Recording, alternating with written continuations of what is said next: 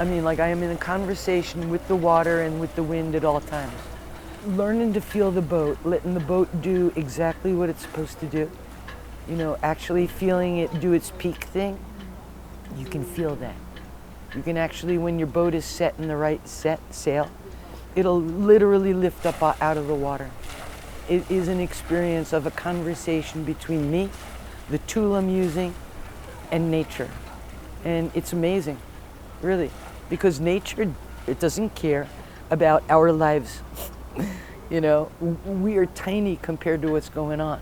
So we're using this huge force to do something, and we manage to make it fun.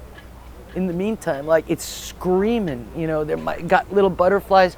I grew up sailing, I'll get butterflies all the time. But, you know, it's just, it makes you feel so alive. When you've been stuck in a chair or you think that you're not alive anymore, and you go out there and every part of you, 110% is alive.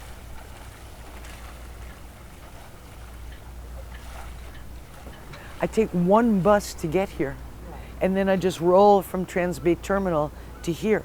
So, you know, those of us with kind of power chair or who are into public transit don't have to deal with the parking. It's really not far from any kind of like transportation.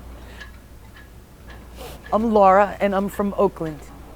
What I would really like to have happen from this, if it's possible, is to get more people involved. And those people would be volunteers who are able-bodied, who love to sail or would like to learn how to sail, or are so, I want to say, removed from their sailing experience that they don't know that they have the ability to get out every weekend.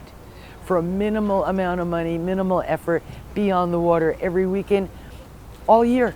You know, we have rain as a limitation or high winds, but we're one of those clubs that can sail all year. So that's spectacular.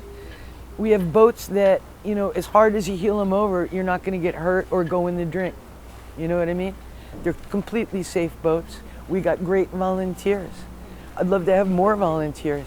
And if volunteers knew that we would teach them how to sail, that would help maybe also.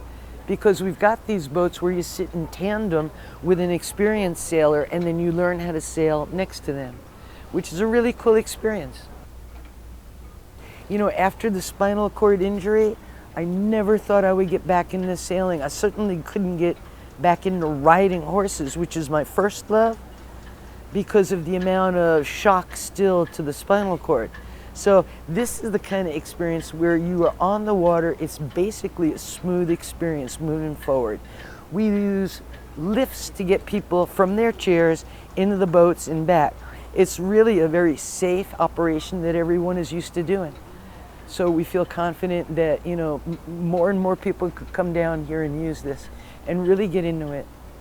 I grew up sailing, but I think that there are plenty of people who sail with us every week who are new to the sport and just love it and get into it. So, you know, here we are in SF Bay. How are you going to be able to do this like this? What a wonderful way. If you don't have a boat, we have the boats. Come down and sail with us. I grew up sailing as a little kid. We were family sailors.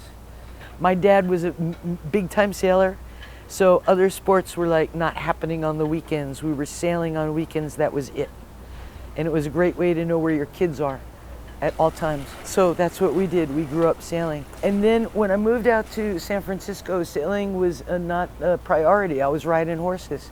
I was sponsoring horses and riding lots of other people's horses. When the spinal cord injury happened, you know, after I retired, you know, it was a totally unexpected event. I went to one of the BORP events that allowed us to see what was available for disabled people. And they had a boat there, and I just was like, psh, I'm gonna do this. And it still took a little while because it's scary, because, you know, it's nature and you and a boat, you know, good Lord. But they were giving classes at the time, and I stuck my neck out, so to speak, and I took the classes, and I got back into it, and it's just the most addictive and wonderful thing you could do. For me, it's just like, it keeps my life meaningful. On some level, you know, you can still have fun and be out there and be with nature and be with folks who love doing it. It's great.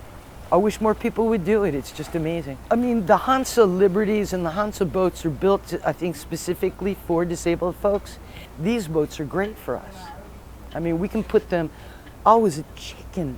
And then I followed Kat for my first like 2 or 3 months, and she would never back off from having full sails and just let her boat go all the way down.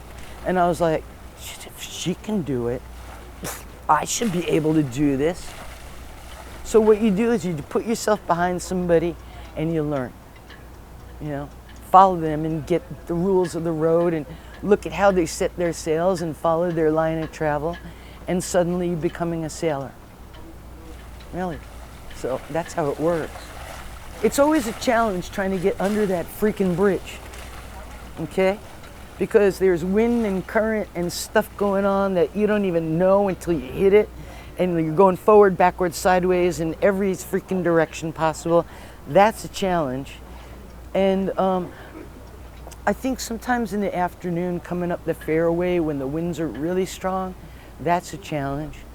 But otherwise, you know, it's just learning your skills, practicing, knowing that, you know, we can take these boats and like go up against the dock, and somebody in a chase boat's gonna come and get you off that spot and get you sailing again. So you're safe, you're good to go. You know, you can take a little, you know, you can stick your neck out a little bit, learn a skill, and we got people that are watching us so that we're safe.